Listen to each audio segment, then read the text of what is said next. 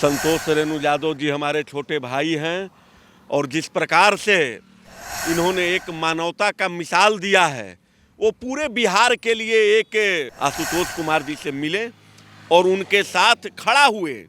इससे बड़ा तकलीफ क्या हो सकता है कि जिस भाई को आपने कंधे पर खिलाया है और उसी भाई को अगर इन्होंने आशुतोष जी को हर प्रकार से भरोसा दिलाया, विश्वास दिलाया।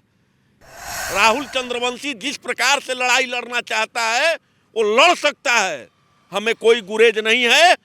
आशुतोष कुमार जी अपने समाज की लड़ाई लड़ते हैं, हम भी अपने समाज की लड़ाई लड़ते हैं। ये हमारी वैचारिक बातें हो गई।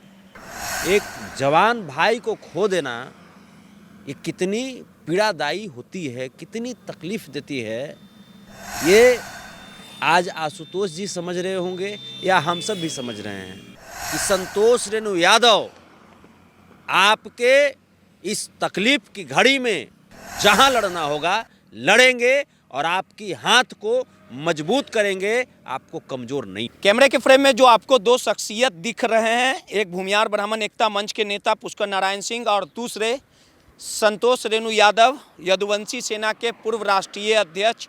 दोनों एक दूसरे के विरोधी रहे, दोनों एक दूसरे पर वार और पलटवार करते आपने देखा होगा। लेकिन जब भूमिहारों के नेता आशुतोष कुमार पर दुखों का पहाड़ टूटा, उनके भाई इस दुनिया में नहीं रहे, तो संतोष रेणु यादव दौरे दौरे नैतिकता को निभाते हुए, इंसानियत की मिसाल पेश करते हुए पुष्कर नारायण सिंह के साथ आशुतोष कुमार के पैतृक आवास गया पहुँचे और साफ तौर पे उन्होंने ऐलान कर दिया कि आशुतोष जी के भाई आलोक कुमार की लड़ाई लड़ी जाएगी। पुष्कर नारायण जी, संतोष रेणु यादव जी अब साथ आ गए, आलोक की लड़ाई अब कितनी मजबूती से लड़ी जाएगी? आपके धुर विरोधी रहते थे, आप लोग हमेशा लड़ते झगड़ते थे, लेकिन आज दुख की घड़ी में साथ है। देखिए रोहित जी, हमारा वैचारिक मतभेद हो सकता है, लेकिन मनभेद हमारा कभी नहीं था। संतोष रेणु यादव जी हमारे छोटे भाई हैं और जिस प्रकार से इन्होंने एक मानवता का मिसाल दिया है, वो पूरे बिहार के लिए एक उदाहरण, हम कह सकते हैं कि उदाहरण स्वरूप है। संतोष रेणु यादव जी यदुवंशी महासभा चलाते थे और यादवों के हर सुख दुख में, हर सुख दुख के लिए शरीक होते थे, आवाज उठाने का काम करते थे। आज जो आशुतोष कुमार जी के भाई का देवघर में षड्यंत्र के तहत जो राहुल चंद्रवंशी है उसके षड्यंत्र के तहत हत्या कर दिया गया।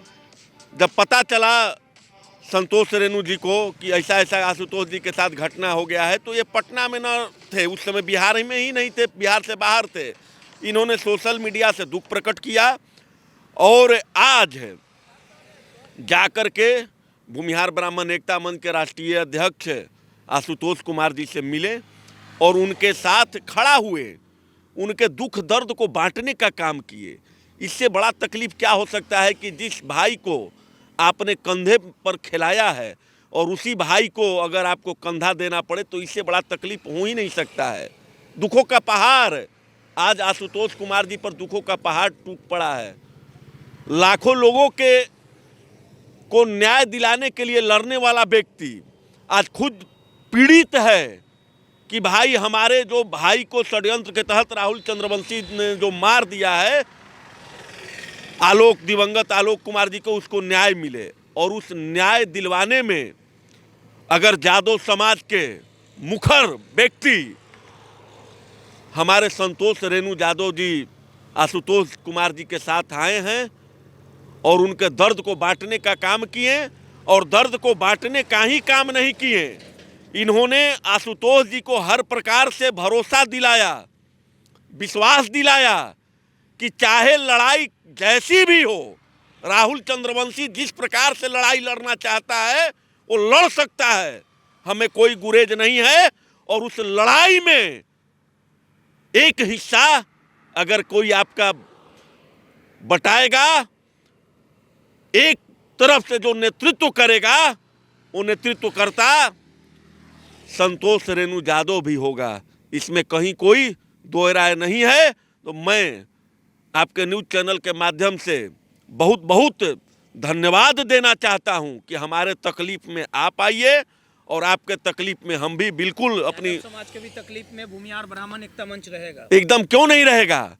जहां पर बात आएगी, जहां पर लगेगा कि नहीं सही मायने में इनके साथ जो है पुलिस प्रशासन के द्वारा या अपराधियों के द्वारा इनके अधिकार को दबाया जा रहा है, इनके यहाँ हत्या कर दिया गया, कोई सुन नहीं रहा है, तो मानवता के आधार पर जिस मानवता का उदाहरण आज संतोष रेणु यादव जी दिए हैं, वही मानवता का उदाहरण हम लोग भी देने का काम करेंगे। संतोष जी, पुष्कर नारायण सिंह ने कहा है कि आभार जताया है इस पूरे घटना पर। देखिए आप आए ये की बेला में ये इनकी महानता है और ये हमारी पारिवारिक तकलीफ़ है, ये पारिवारिक तकलीफ़ की घड़ी है।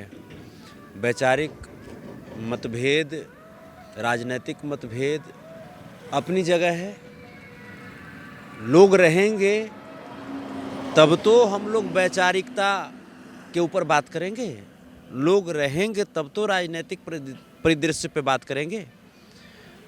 जैसा कि बड़े भाई पुष्कर जी ने